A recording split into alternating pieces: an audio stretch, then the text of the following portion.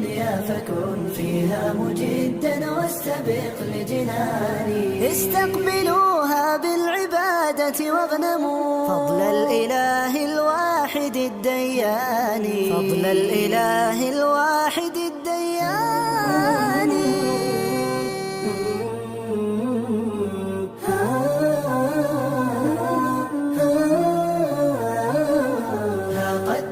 عشر مباركة على أهل التقى والبر والإحسان، هي أفضل الأيام في الدنيا فكن فيها مجدا واستبق لجناني. استقبلوها بالعبادة واغنموا فضل الإله الواحد الديان، فضل الإله الواحد الديان.